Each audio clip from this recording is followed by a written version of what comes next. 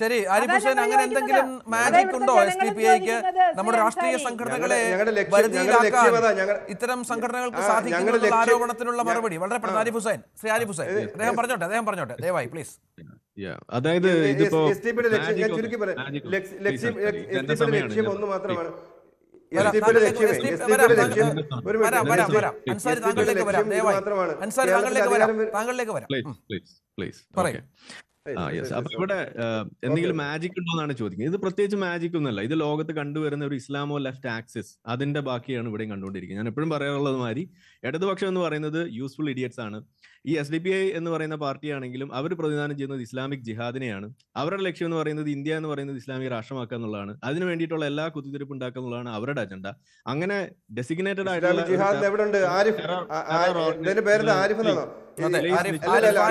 Islamic ജിഹാദ് SDPI കുറിച്ച് മോശമായിട്ട് Islamic ജിഹാദ് ആവുന്നു. SDPI ജിഹാദ് എന്ന് പറയുന്നത് ഇദ്ദേഹം എങ്ങനെ പറയുന്നത്? അല്ല, ഇദ്ദേഹം പറയുന്നത് കേട്ടിരിക്കണോ രഞ്ജിത്തെ? ഇദ്ദേഹം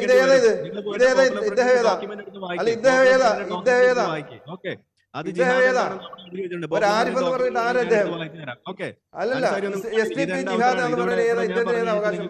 ഓക്കെ, അപ്പോ അവരുടെ ലക്ഷ്യം എന്ന് പറയുന്നത് ജിഹാദാണ്. ആ ജിഹാദിലൂടെ ഇന്ത്യയുടെ ഭരണം അത് മുസ്ലിം ബ്രദർഹുഡ് മുന്നോട്ട് വെക്കുന്ന സംഗതിയാണ്. ആ സാധനം ഇവിടെ ഇറക്കുമതി ചെയ്ത് അതിനുവേണ്ടി പ്രവർത്തിക്കുന്ന ആളുകളാണ് ഈ SDPIയും പോപ്പുലർ ഫ്രണ്ടും ഒക്കെ ഒന്ന് തന്നെയാണ്.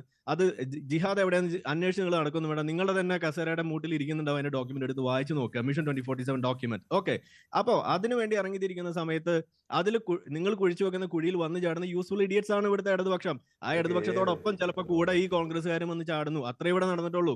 അപ്പോ ഈ സാധനം നിങ്ങൾ ഇവിടെ പറഞ്ഞല്ലോ, എന്താ നിങ്ങൾ അക്രമം കാണിച്ചു. കുറച്ച് നാൾ മുന്നേ കണ്ണൂര് ഒരു പെൺകുട്ടിയെ ഒരു സ്ത്രീയെ നിങ്ങൾ തല്ലിക്കൊന്നു. അതിന് പറഞ്ഞപ്പോ എന്താ പറഞ്ഞത്? അവർ പ്രശ്നം പരിഹരിക്കാൻ വേണ്ടി ഞങ്ങൾ അവിടെ ചെന്നാണെന്നാ പറഞ്ഞത്. ഈ ലോകത്ത് എന്താ, ഈ നാട്ടിൽ എന്താ വേറെ പൊതുപ്രവർത്തകരൊന്നുമില്ല? ഈ SDPI മാത്രമേ ഉള്ളൂ പൊതുപ്രവർത്തകരായിട്ട്? ഇദ്ദേഹത്തിന് എന്താണ് നമ്പർ എടുത്ത് വിളിക്കാൻ? അവിടുത്തെ ഒരു മെമ്പറുടെ നമ്പർ എടുക്കാം, അതല്ലെങ്കിൽ ആ വാർഡ് മെമ്പറുടെ നമ്പർ എടുക്കാം, അല്ലെങ്കിൽ അവിടുത്തെ പഞ്ചായത്ത് പ്രസിഡന്റ് നമ്പർ എടുക്കാം. അതൊന്നും എടുക്കാതെ ഒരു പൊതുപ്രവർത്തകൻ എന്ന നിലയ്ക്ക് ആ പറയുന്ന അധ്യാപകൻ, ആ പറയുന്ന കുട്ടിയുടെ മാതാപിതാക്കളോ അല്ലെങ്കിൽ അവിടെ വന്നിട്ടുള്ള ആളുകൾക്കോ SDPIക്കാരനെ വിളിക്കണം തോന്നുന്നുണ്ടെങ്കിൽ അതെന്തായിരിക്കും എന്ന് മനസ്സിലാക്കാനുള്ള ABCD അലിഫ് ബാത്ത അതൊക്കെ നമുക്കും അറിയാം. അപ്പൊ ആ തരം തരികിടെ ഒന്നും ഇവിടെ എടുക്കണ്ട. ഓക്കെ, അപ്പൊ നമ്മൾ പറയുന്നത് ഇത്രയേ ഉള്ളൂ. ഇത് ഇസ്ലാമോ ലെഫ്റ്റ് അത് നടത്തി വരുന്ന ആ കൂട്ടുകെട്ടിന്റെ പച്ചയായ ഒരു മാനിഫെസ്റ്റേഷൻ. അതാണ് നമ്മളിവിടെ കാണുന്നത്. ഈ പറയുന്ന യൂസ്ഫുൾ ഇഡിയറ്റ്സ് ആയിട്ടുള്ള ഇടതുപക്ഷവും ഈ കോൺഗ്രസ്സുകാരെല്ലാവരും കൂടിയിട്ട് ഈ ഇസ്ലാമിസ്റ്റ് ജിഹാദി ആശയം അത് കുഴിച്ചു വെക്കുന്ന ആ ട്രാപ്പിൽ പോയി ചാടി കൊടുക്കുന്നതാണ് നമ്മളിവിടെ കണ്ടുകൊണ്ടിരിക്കുന്നത്. ഇതിൽ വലിയ അത്ഭുതമൊന്നുമില്ല. ഇത് ലോകത്ത് എല്ലായിടത്തും കണ്ടുകൊണ്ടിരിക്കുന്ന കാര്യമാണ്. ഇത് കണ്ടാൽ മനസ്സിലാക്കാവുന്ന നിലയിലേക്ക് നമ്മുടെ സമൂഹം മാറിക്കൊണ്ടിരിക്കുകയാണ്. നിങ്ങളുടെ പരിപ്പ് ഇനി ഇവിടെ കുക്ക് നഹി എന്ന് തന്നെയാണ് എനിക്ക് പറയാനുള്ളത്. ഓക്കെ, ശ്രീ ആരിഫ് ഹുസൈനാണ് സംസാരിച്ചത്. ഇപ്പോൾ അതിന് മറുപടി പറയാം അൻസാരി.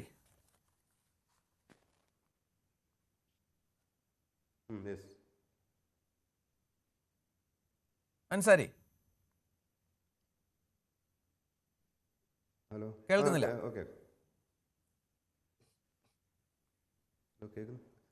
അൻസാരി പറയാം, താങ്കൾ കേട്ട് കാണും, മറുപടി പറയാം. താങ്കളുടെ സമയം കിട്ടിയില്ല എന്ന് പിന്നെ പരാതി പറയരുത്. ഇല്ല, ഞാൻ കേട്ടില്ല. സോറി, ഒന്ന് പറഞ്ഞു, ഞാൻ കേട്ടില്ല. താങ്കൾക്ക് മറുപടി പറയാം. ആരിഫ് ഹുസൈൻ ഉന്നയിച്ച ആരോപണത്തിൽ താങ്കൾക്ക് മറുപടി പറയാം. ഇദ്ദേഹം കേരളത്തിലൊന്നും അല്ലേ ഇയാൾ ജീവിക്കുന്നത്? അല്ല, സംഗീത തന്തയാന്ന് തോന്നി ഇപ്പൊ കണ്ടപ്പോ. ആഹാരം കഴിക്കുന്നതാണ് ഞാൻ പറയട്ടെ. ഇപ്പൊ മെമ്പറും ജനപ്രതിനിധിയൊക്കെ വിളിക്കാതെ SDPI പ്രവർത്തകരെ ഒരു മിനിറ്റ് പിന്നെ മെമ്പറെയോ ജനപ്രതിനിധിയോ ഒക്കെ വിളിക്കാതെ SDPI വിളിച്ചപ്പം അതുകൊണ്ട് നമുക്ക് മനസ്സിലാവുന്ന പറഞ്ഞത്.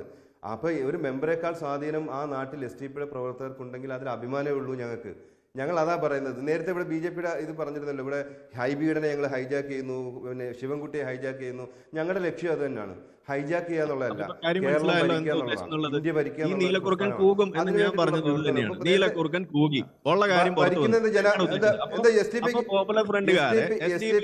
വിളിക്കണം എന്ന കൃത്യമായ ഭരിക്കാൻ വേണ്ടിട്ട് മനസ്സിലായല്ലോ. നിങ്ങൾ വെറുതെ കടന്നു ജനാധിപത്യപരമായി മനസ്സിലാക്കാനുള്ള ബോധം ജനാധിപത്യ ഒരു മിനിറ്റ് നിങ്ങളൊന്ന് നിങ്ങൾ കേൾക്കാനൊരു മനസ്സ് കാണിക്കേ. പ്രശ്നം എന്താ സംഭവേ?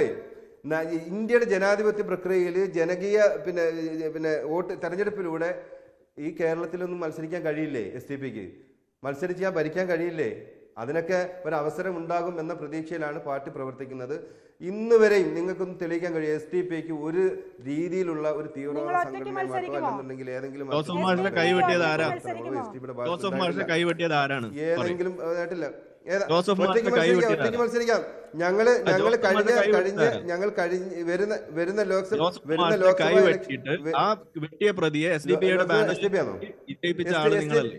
നിങ്ങൾ 140 നിയോജക മണ്ഡലങ്ങളിലും ഒറ്റയ്ക്ക് മത്സരിക്കുമോ? അദ്ദേഹം പ്രതിയാണ്. 2026 നിങ്ങൾ 140 നിയോജക മണ്ഡലങ്ങളിലും ഒറ്റയ്ക്ക് മത്സരിക്കുന്ന അത് ഞങ്ങളുടെ പാർട്ടിയുടെ തീരുമാനം. ഒറ്റയ്ക്ക് മത്സരിക്കണോ അതോ സാധാരണ കണ്ടുവരുന്നത് നിങ്ങൾ നോമിനേഷൻ കൊടുക്കും, BJPയുടെ ഒരു ഉപദേശവും ഞങ്ങൾക്ക് വേണ്ട. നിങ്ങളുടെ ജനാധിപത്യ പ്രക്രിയയില്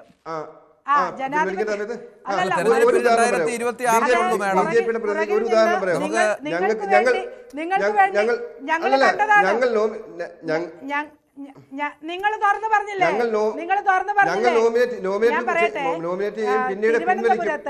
തിരുവനന്തപുരത്ത് നേമത്ത്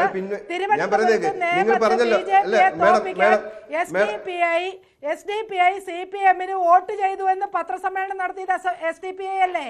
മറന്നുപോയോ? നിങ്ങൾക്ക് അങ്ങനെയുള്ള ജനാധിപത്യമേ അറിയൂ എന്നാ ഞാൻ പറഞ്ഞത്.